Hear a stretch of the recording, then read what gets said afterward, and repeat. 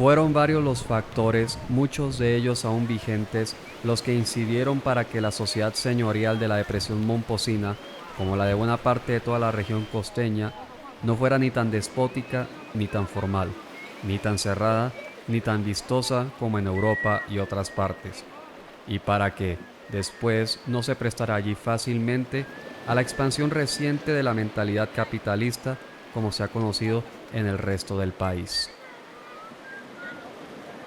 El marqués Juan Bautista de Mier y La Torre, en sus documentos de mortuoria, admitió que había tenido 7 hijos naturales en la región de Momposo. No se sabe cuántas doncellas compradas, concubinas e hijos ilegítimos tuvieron los otros de Mier y La Torre, los 3 palacios y los hoyos en sus viajes, expediciones, fincas y hatos, pero no debieron ser pocos. Así, se puede entender la existencia de ramas del mismo apellido e individuos mestizos de las más diversas características raciales y sociales. Ramas que han perdurado hasta hoy, como la mier de San Martín de Loba, incluyendo los descendientes mulatos de los esclavos de aquellas familias de hidalgos. En fin, podemos decir que en la región costeña colombiana ha cuajado, como un gran crisol de hamacas y esteras, la raza cósmica, triétnica, de la que hablará el pensador mexicano José Vasconcelos. Claro que los nobles, los de oro, tuvieron la tendencia de casarse entre sí, primos con primas. Pero al llegar el punto de casarse un jorobado noble con su prima jorobada, debían hacerse los deslindes necesarios para romper el bloque familiar inmediato y buscar sangre fresca, así no fuera azul. Y la sangre seguía renovándose al compás del amor libre en miembros de las 3 razas principales, con mulatas y mulatos, zambos, cuarterones y tentés en el aire, hasta contribuir a la mezcla triétnica que caracteriza al pueblo costeño.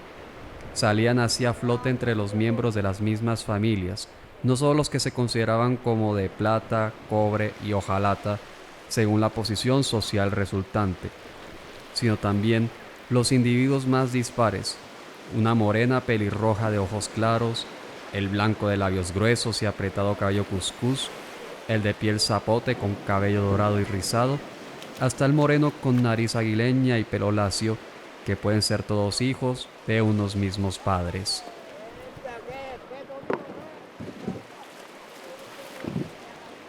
Mirémonos nosotros, los que estamos sentados en esta casa. Somos una verdadera mezcolanza cósmica. No se puede decir que haya aquí ningún tipo puro de raza, lo cual es indudablemente factor en la conformación de la cultura nuestra que ya existe, pero a la que quizás no le hemos concedido todavía suficiente atención e importancia, y mucho menos estímulo o carácter, para darle contorno y hacerla figurar en el mismo plano con las otras regiones. Otro importante factor formativo de nuestra cultura es el papel integrador de la parentela. La gran parentela, por supuesto, se formaba y hacía sentir por encima de las diferencias de posición social entre familias ligadas.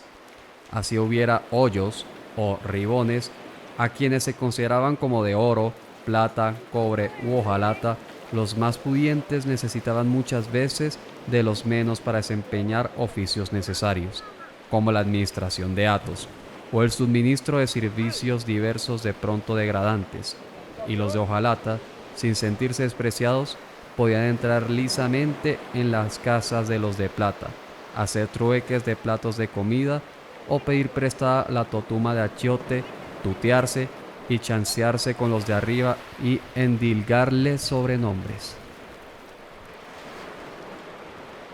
Algo parecido podemos añadir sobre la función convergente del compadrazgo, como es ampliamente conocido, pues se sabe que José Fernando de Mier y Guerra tenía compadres de clases inferiores.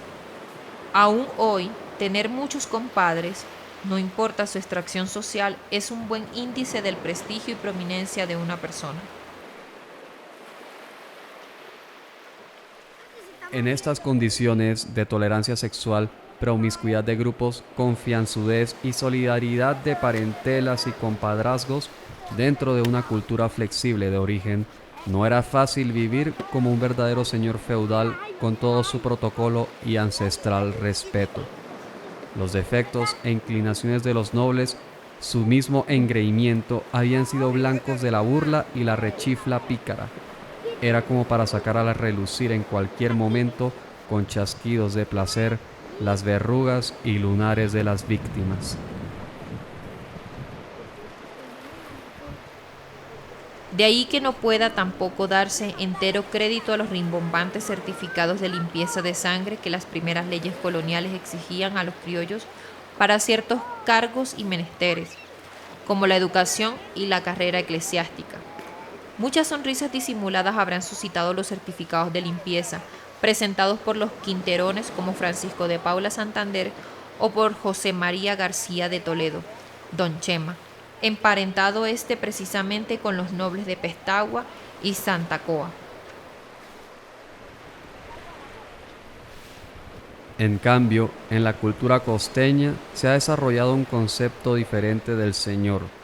Entre nosotros, ser señor significa ser una persona que, sin tomar en cuenta la limpieza de la raza ni la posición social, merece el respeto de la comunidad por su trabajo, por su servicio a la misma, por su atrayente personalidad.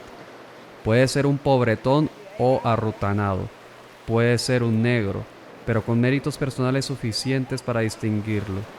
No tiene este concepto de señor nada del sentido histórico del feudalismo, aunque quizás heredó algo del señorío colonial.